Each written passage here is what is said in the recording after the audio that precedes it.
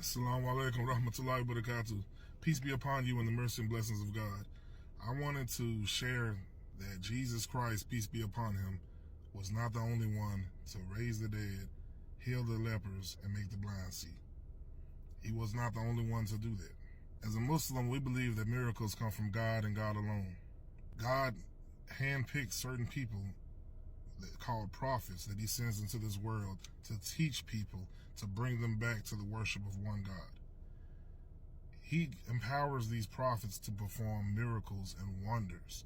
Like if you're familiar with the story of Moses, God told Moses, take this staff, with this staff you will do wonders. Moses did nothing on his own. Everything he did was from God, was from the Most High. Jesus himself in the book of John 5:30, Jesus says, I can of mine own self do nothing. As I hear, I judge, and my judgment is just. But because I seek not my own will, but the will of the Father which has sent me. Key words, I can of mine own self do nothing. Jesus himself said, I can't do anything by myself. In other words, this power you see is not from me, but it is from the Father of creation. If you look in the Old Testament, in the 2 Kings, there's two prophets that are mentioned, Elijah and Elisha. I say Elisha, my pronunciation may be wrong. I've heard some people say Elisha, but they were two prophets, and they both walked around the same time. They both knew each other, because it said that one of them didn't even die. It said Elijah was raised up to heaven in a chariot of fire, or something like that. And when he did, part of his spirit went on to Elisha. But make a long story short, both of them raised the dead, both of them healed the lepers, both of them made the blind see.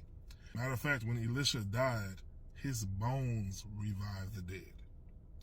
That's right. Well, they had killed a man unjustly, and they were trying to bury his body, and I think the Roman soldiers were getting ready to walk past. So they took the body and they threw it in a tomb, and that tomb was the tomb of Elisha. And the dead body brushed up against the bones or whatnot, and the person came back to life. That coincides with the fact that God gave the prophets power to perform miracles. That coincides with the fact that God gave prophets the ability and the power to perform miracles by his permission. Keep in mind, Jesus said, I can of my own self do nothing, but the will of the Father that has sent me, the will of the Father of creation. Reading is fundamental, y'all. Peace be upon Jesus, peace be upon Elijah, peace be upon Elisha, peace be upon all the righteous servants and prophets of God.